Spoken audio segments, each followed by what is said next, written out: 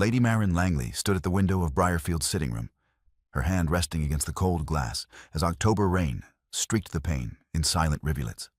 Outside in the lane, a man who had once been everything stood motionless, his coat abandoned somewhere behind him, his white shirt darkening with water. She had told him to leave 5 hours ago, certain she had finally heard the truth beneath his careful words. That she was capable, yes, but not enough. When Martha entered with the evening tea and Marin asked casually if the Duke had gone, the maid's answer split the afternoon in two. "How long has he been standing out there?" Marin had asked, her voice still steady. "Since you told him to leave, ma'am," Martha replied. And the physician's daughter, who had rebuilt her life around the word no, felt the architecture crack. The solicitor's office smelled of old paper and beeswax when Marin arrived on the third Tuesday of September. She had dressed carefully that morning. Dark gray silk, widow's propriety without the veil she had abandoned after the first year. Robert had been dead 3 years. The world had stopped expecting her to perform grief, though it still expected her to wear it. Mr. Hadley rose when she entered, his expression carrying the practiced sympathy of a man who spent his life delivering other people's tragedies in measured tones. "Lady Langley, thank you for coming." "Edward's will?" she said simply, taking the chair he indicated. "You said it concerned me directly." "Yes. There is a matter of guardianship." Hadley glanced toward the door. "We are waiting for one other party." The door opened before Marin could ask who. She knew before she turned, knew from the quality of the silence that followed, the way the air in the room seemed to reorganize itself around a single point of gravity. Lord Nathaniel Calder, Duke of Dunmore, stepped into the room and stopped when he saw her. 5 years. 5 years since she had last been in the same room with him. He was 32 now, still the tallest man in any space he occupied, his shoulders carrying the title with the same steady composure she remembered. His face had changed, something in the set of his mouth, the brackets around it deepened by whatever he had done with the years since he walked away from her at 27. "Lady Langley," he said, his voice exactly as she remembered it. Low, careful, each word placed with the precision of a man who had learned early that speech was a form of architecture. Your Grace." She did not rise, did not offer her hand. Turned back to Hadley, as though Nathaniel were simply another piece of furniture in a room full of necessary objects. Hadley cleared his throat. "There's one more.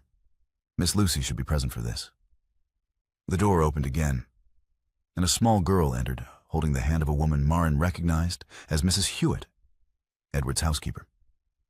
Lucy Calder was 5 years old, dark-haired and solemn, clutching a stuffed rabbit against her chest with her free hand.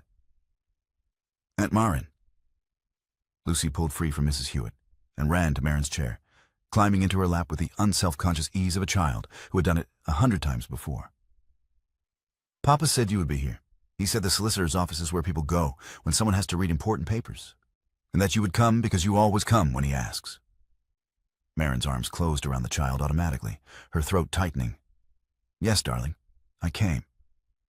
Lucy turned in her lap to look at Nathaniel, her expression curious. "Are you the Duke?"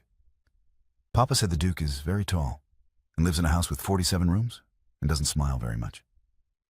Nathaniel's mouth softened. Not quite a smile, but something that approached it. "I am, and your father was correct on all counts." "You both look sad," Lucy observed with the devastating directness of childhood. "Papa said sad people need tea in the garden. The garden is better, but tea helps." Hadley opened the document case on his desk, his movements careful.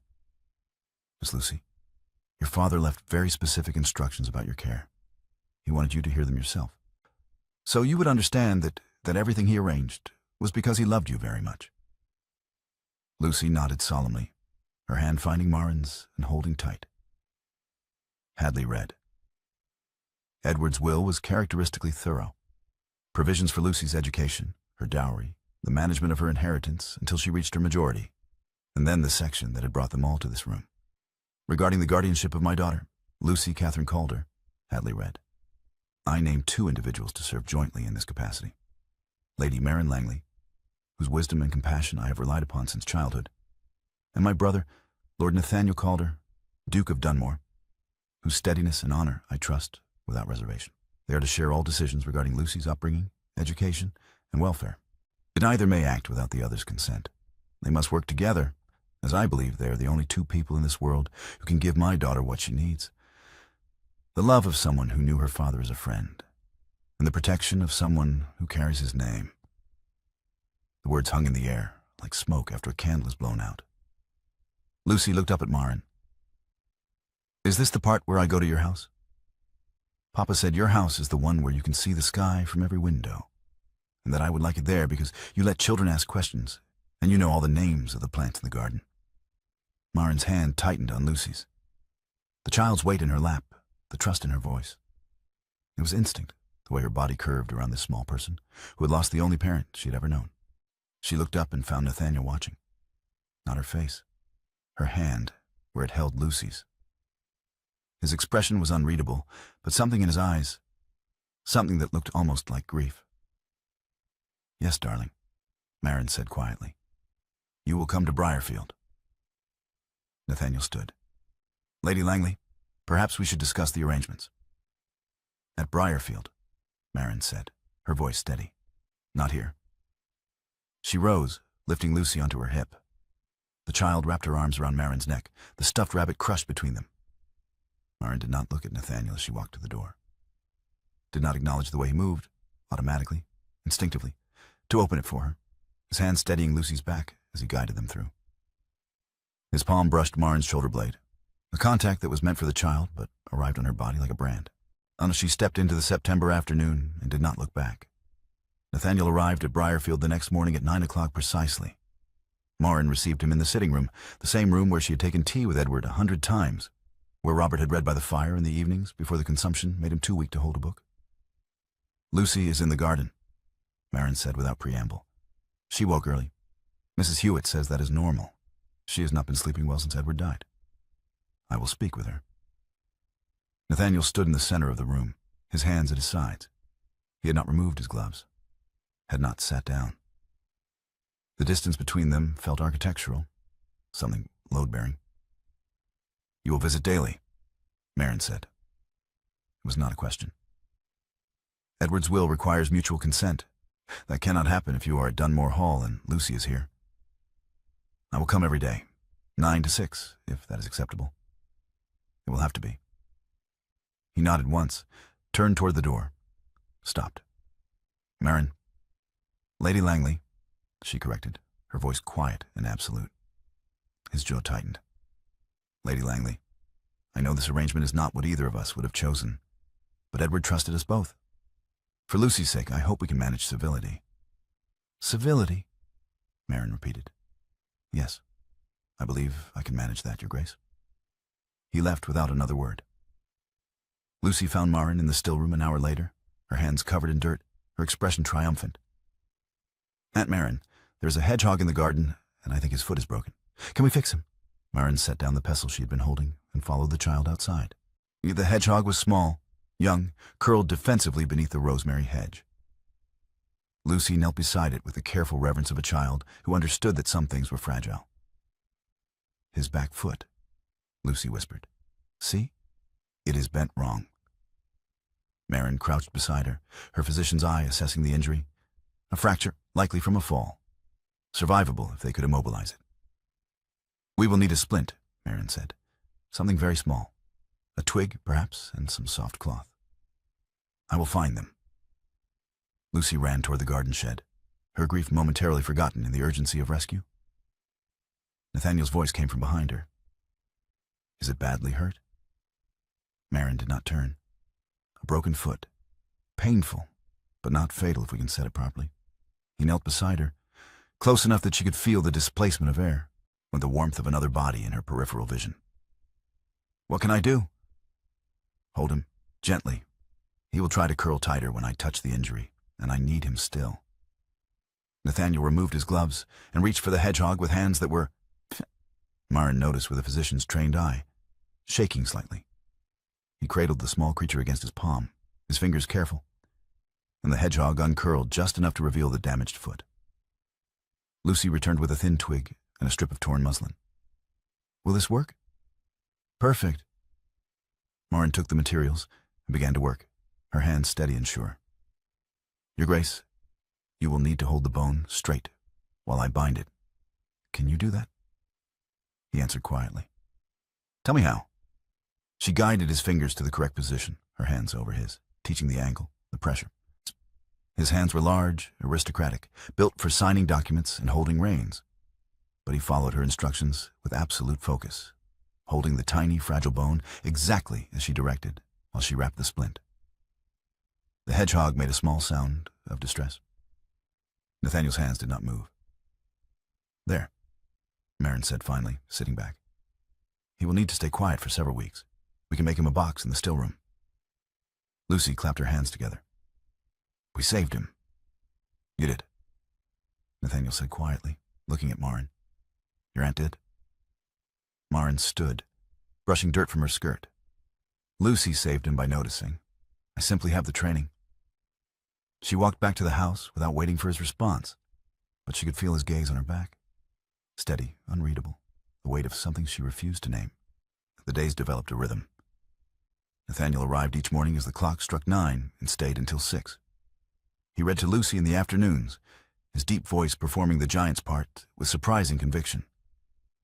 He helped her learn her letters, his patience infinite when she confused her B's and D's. He walked with her in the garden, listening to her chatter about the hedgehog, whom she had named Captain, and the names of all the herbs Aunt Marin was teaching her. Marin watched from a distance and told herself it was supervision. That joint guardianship required observation, that she was simply ensuring Lucy's welfare. She did not admit, even to herself, that she was watching him. On the 7th day, rain caught them on the field path. They had walked farther than intended, Lucy running ahead to chase a butterfly. Yes, and the October sky opened without warning. Nathaniel removed his coat immediately. But instead of draping it over Marin's shoulders, the gesture she expected, the one any gentleman would make, he wrapped it entirely around Lucy, lifting the child against his chest. And then he positioned himself between Marin and the wind. No fabric, no coat, just his body, shielding hers from the driving rain, his height and breadth forming a barrier as they walked back toward Briarfield. She could feel the heat of him through her wet dress, the solid presence of his shoulder blocking the wind that would have cut straight through her. Lucy laughed against his chest, safe and dry in the cocoon of his coat. Uncle Nathaniel, you are getting very wet. I am tall, he said, his voice carrying that almost smile again. I have more surface area to spare. Marin said nothing, but she noticed the geometry, the deliberate placement, the way he angled his body to take the worst of the weather. She filed it away with all the other observations she was not allowing herself to make. That night, after Lucy was asleep, Marin stood at her bedroom window and watched the rain. Her mind returned, unbidden, unwanted, to the feeling of standing behind him on the path. The shape of his shoulders, the way he had not asked permission, had simply moved between her and the storm, as though it were the most natural thing in the world. She pulled the curtains closed and told herself it meant nothing. Lady Sybil Calder arrived at Briarfield on a Tuesday afternoon in early October, her carriage announcement enough to send the household into a flurry of preparation. Marin received her in the sitting room, tea already laid, her widow's composure firmly in place. Lady Langley? Sybil's greeting was correct but cold. I trust my nephew is settling in well. Lucy is adjusting, Marin replied. She asks for her father, but that is to be expected. And my other nephew? I understand Nathaniel has been spending considerable time here. The will requires it. Joint guardianship necessitates daily consultation. Sybil's mouth thinned. Edward was always unconventional in his affections. But I confess I am surprised he chose to place a Calder heir in the care of a physician's daughter. No matter how capable you may be, Lady Langley, there are standards of upbringing that I cannot provide. Marin's voice remained perfectly level. Lucy's education, her health, her emotional welfare. Which of these do you believe requires a title rather than training? I speak of appropriate society, proper connections. The child will inherit a considerable fortune. She should be raised among her equals. She's 5 years old and grieving. What she requires is love, not a list of appropriate connections. Sybil set down her teacup with a precision that suggested the conversation was finished. I simply wish to make my position clear. I will be watching this arrangement closely, Lady Langley, for Lucy's sake. After she left, Marin stood at the window and felt the old familiar tightness in her chest. the feeling of being measured and found wanting. Capable, yes. But capability was never quite enough. 3 days later, Marin was in the still room when she heard voices through the wall. Whilst the study shared a boundary with the still room, a quirk of Briarfield's old construction that Robert had always meant to fix, but never had. Nathaniel's voice, low and clear. She is managing well. Better than well. Lucy has stopped having nightmares every night. Last week it was 5 nights out of 7. This week, only 2. Another voice, Mr. Hadley, the solicitor. And you believe Lady Langley is the reason for the improvement? I know she is. She has a physician's training and a physician's mind. She understands what Lucy needs: routine, consistency, physical affection without performance. She is capable. But capability is not what Lucy needs. Marin's hand stilled on the mortar. What does the child need then? What any child needs. To be seen, to be held. To have someone who... The rest was lost as footsteps moved away from the wall. Marin stood in the still room, Sybil's words from 3 days ago echoing in her mind. Capable. The word every man who chose someone else had used. Capable, but not enough. Capable, but not what was needed. She found Martha in the kitchen. The Duke is in the study with Mr. Hadley, and when they finish, please send His Grace away. Martha's eyebrows rose. Ma'am? Tell him his presence is no longer required today. I will send word when he should return. Martha curtsied and left. Marin returned to the still room and tried to focus on the valerian she was preparing, tried not to hear the echo of Nathaniel's voice. Capability is not what Lucy needs. 20 minutes later, Martha appeared in the doorway. Ma'am, about the Duke. He is gone, I assume. Martha hesitated. No, ma'am. Marin looked up. I asked you to send him away. I did, ma'am. I delivered your message. He thanked me and walked outside. Then he has left. Martha shook her head slowly. No, ma'am. He's standing in the lane. Marin set down the pestle. Standing? Yes, ma'am. Just standing. Facing the door. How long has he been standing out there? Martha's expression was carefully neutral. Since you told him to leave, ma'am. Marin crossed the still room in 3 strides and went to the sitting room window. She pulled the curtain aside. Nathaniel stood in the lane, perhaps 20 feet from Briarfield's door. The October rain had started again, light but steady, the kind that soaked through fabric slowly. He wore no coat, no hat. His hands hung at his sides, unperformed, and his face was tilted slightly upward, as though he were studying the house itself. He was not pacing, not seeking shelter, not performing patience or making a point. He was simply standing, in the rain, facing her door. Marin let the curtain fall. She did not open the door, but something inside her, something she had built carefully over 3 years, load-bearing and structural, cracked. Marin could not sleep that night. The image of Nathaniel in the rain played behind her closed eyes. His stillness, the way the water had darkened his shirt, the posture of a man who had given up arranging himself. Capability is not what Lucy needs. But she had heard only half the conversation, only the fragment through the wall. What had he said after? What had Hadley asked? The physician's daughter in her knew better than to diagnose from incomplete evidence. At 2 a.m, she rose and went to her writing desk.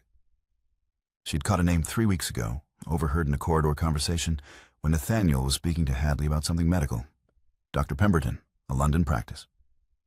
She wrote the letter carefully, professionally, one physician to another, requesting clarification on a patient's history for the purposes of guardianship. The reply arrived in 3 days. Dear Lady Langley, I am pleased to provide the information you request regarding Lord Dunmore's consultation. His Grace came to our practice 6 months ago, at the insistence of his brother, Mr. Edward Calder, regarding a cardiac diagnosis made 5 years prior by the late Dr. Graves. Our examination found no evidence of constitutional weakness. The original diagnosis appears to have been overcautious, likely influenced by the family history of the late Duchess, but not supported by current medical evidence. I informed His Grace that his heart's strong and that he has been living under an unnecessary restriction. I hope this information serves the child's welfare. Yours in service, Dr. Marcus Pemberton Marin read the letter 3 times. A cardiac diagnosis 5 years ago. The same year Nathaniel had withdrawn from her life with such careful, devastating completeness. She rode to Dunmore Village the next morning and found the old housekeeper in the cottage where she had retired after 40 years of service. Mrs. Brennan remembered everything. It was Dr. Graves who told him, my lady. He said he had his mother's weakness, that marriage and children would be a risk he should not take.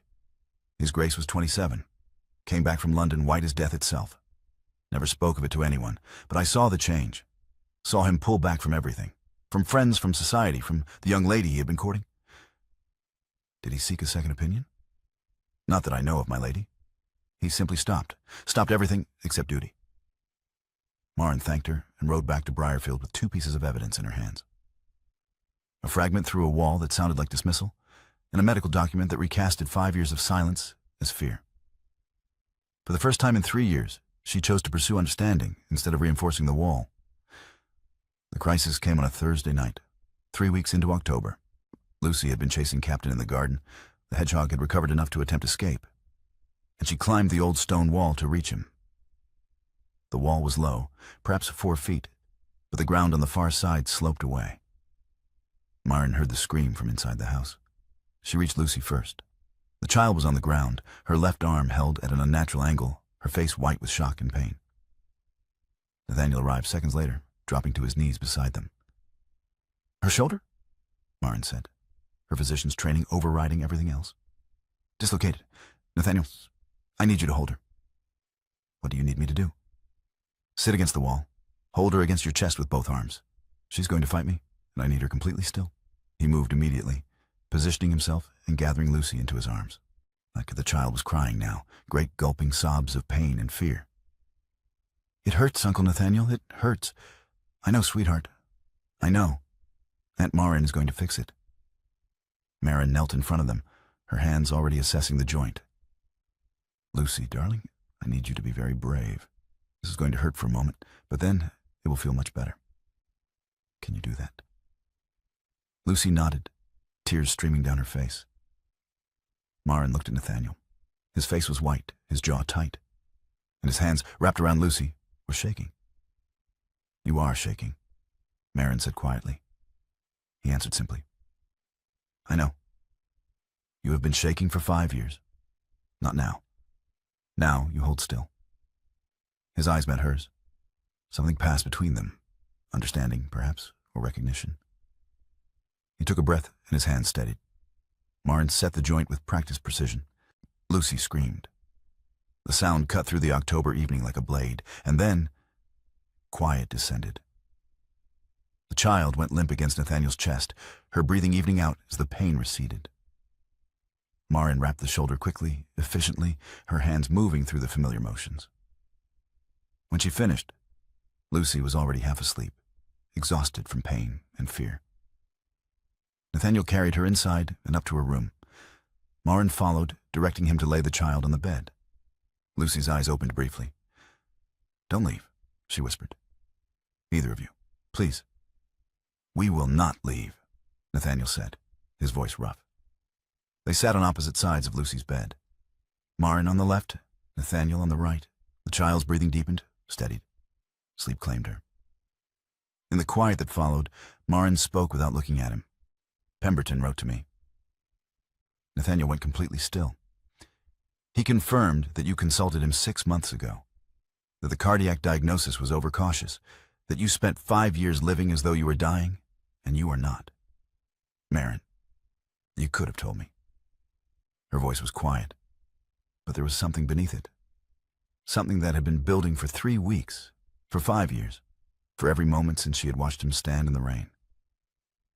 5 years ago. When Dr. Graves gave you that diagnosis, you could have told me. "I believe I am ill. Decide for yourself." 7 words. I would have chosen, "I am the daughter of a man who treated patients for 30 years. I understand risk. I understand probability. I would have chosen." He said it plainly. "I know." Instead, you chose for me. You decided that Marin Ashby, who nursed her father through pneumonia and her husband through consumption, could not bear the risk of loving a man who might die. I was terrified.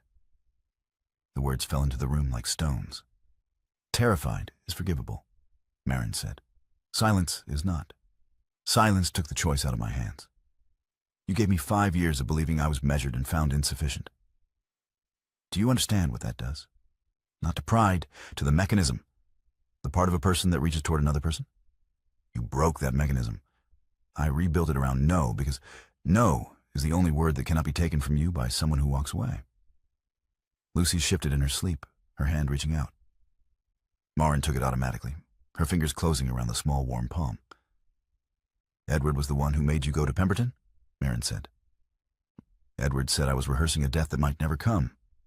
3 weeks later, he fell from a horse. And you carried both, the wrong diagnosis and his death, to the solicitor's office where you looked at me for the first time in 5 years. He confirmed it quietly. Yes. You stood in rain for 5 hours. My body would not let me leave twice. Your body was braver than you were. He agreed without hesitation. Yes. The quiet stretched, Lucy's breathing, the fire crackling in the grate, 2 adults with a sleeping child between them, having the conversation they should have had at 23. I cannot give back 5 years, Nathaniel said finally. She answered simply, no. But I can stand in weather. I can hold a child. I can stay when you tell me to go. I can be here tomorrow, and the day after, and the day after that, until no is a choice you are making instead of a wall you are hiding behind. That is not romantic. It is accurate. Romance is what I tried at 27. Accuracy is what I owe you at 32. Marin looked at him across Lucy's sleeping form. His shirt was still damp from carrying the child through the evening dew. His hands, around Lucy's blanket, were finally still. Stay tonight, she said. In the spare room, she will wake and ask for you. She will ask for you. She will ask for both of us. Edward knew that. Edward always knew. Lucy woke twice that night, calling for her father.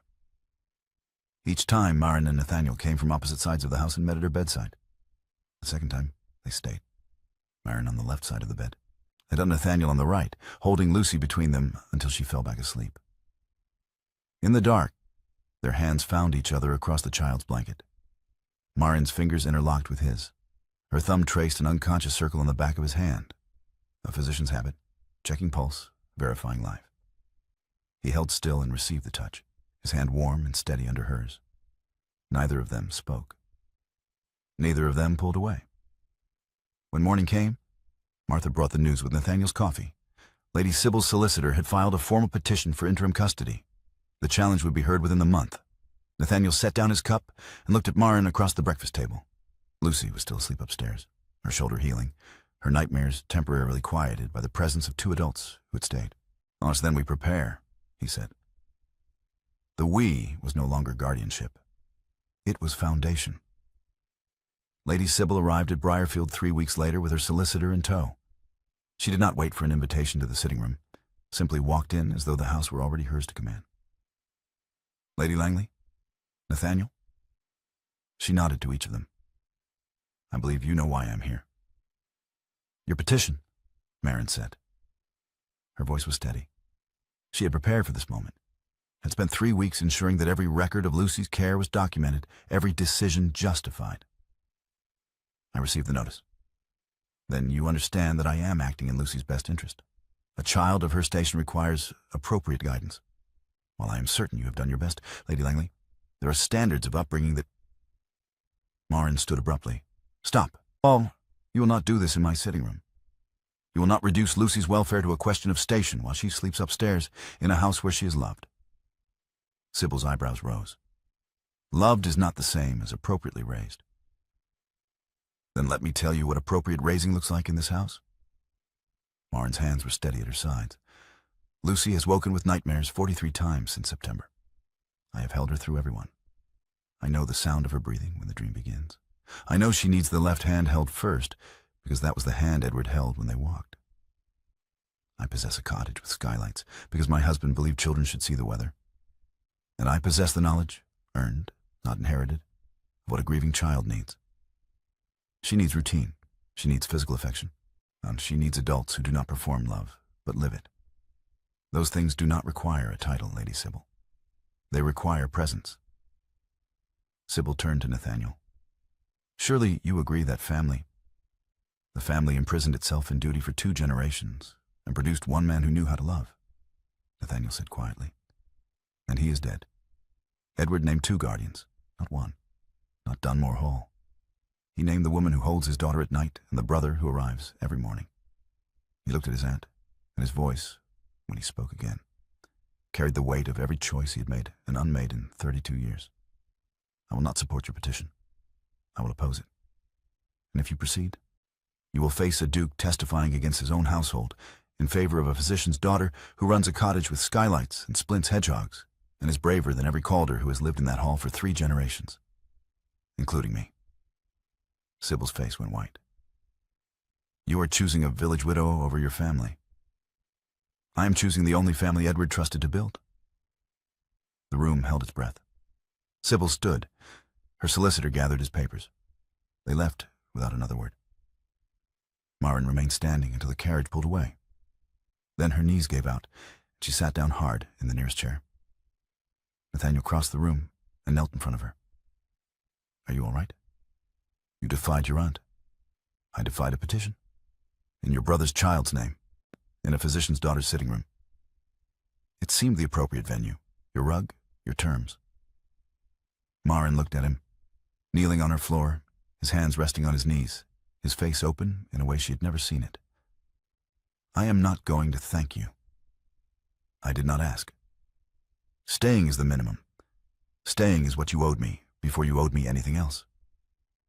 Then I will stay, and I will expect correction, argument, supervision of my Latin, and the occasional acknowledgement that I'm trying.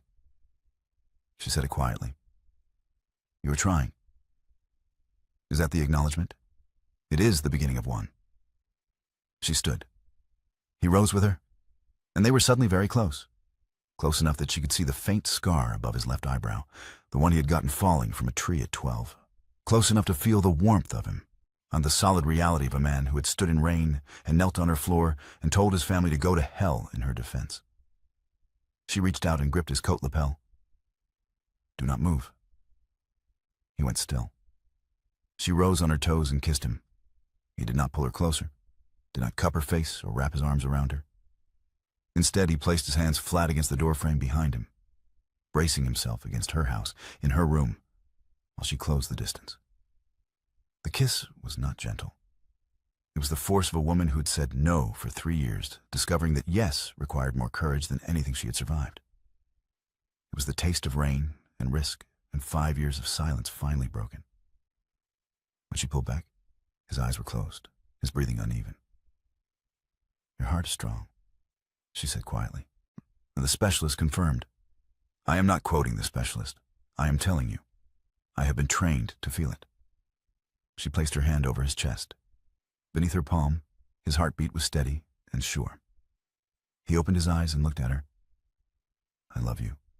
I have loved you since I was 27, and I will love you until this strong heart stops beating. And if you need me to stand in rain, or kneel on floors, or defy every member of my family to prove it, I will do that. Every day.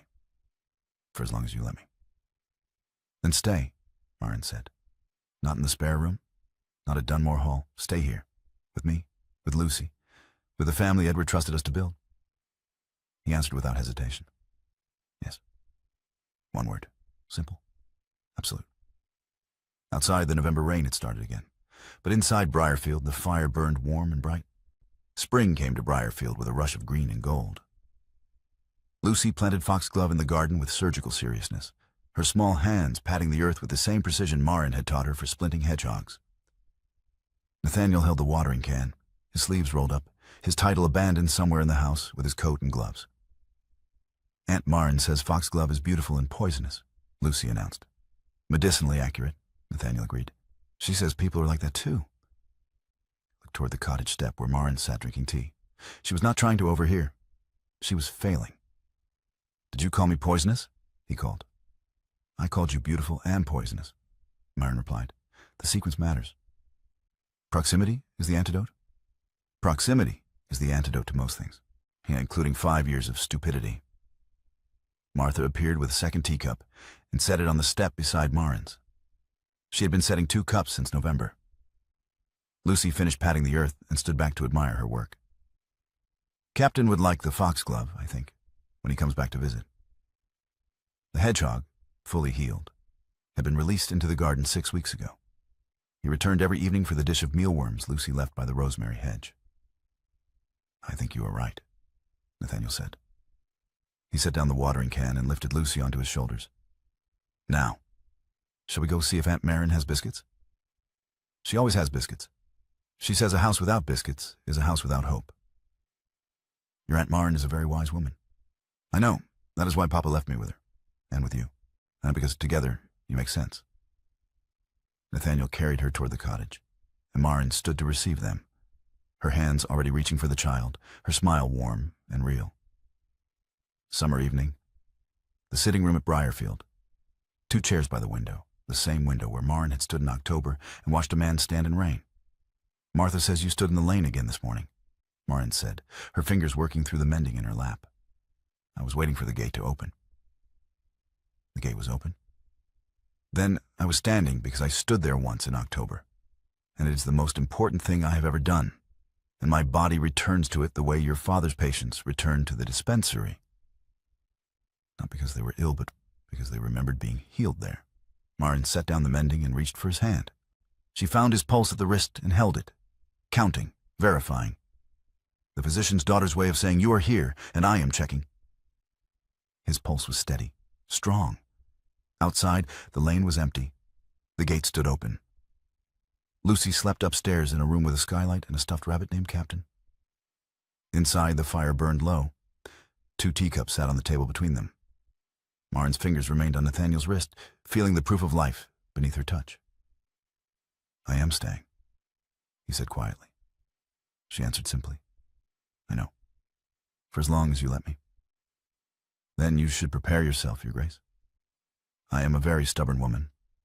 Once I decide to keep something, I do not let it go easily. Nathaniel said it with certainty. Good, neither do I. The evening deepened. The fire crackled. Upstairs, a child dreamed without nightmares. And in the sitting room at Briarfield, 2 people who had spent 5 years apart sat together in the warm summer dark and did not let go. Everything staying.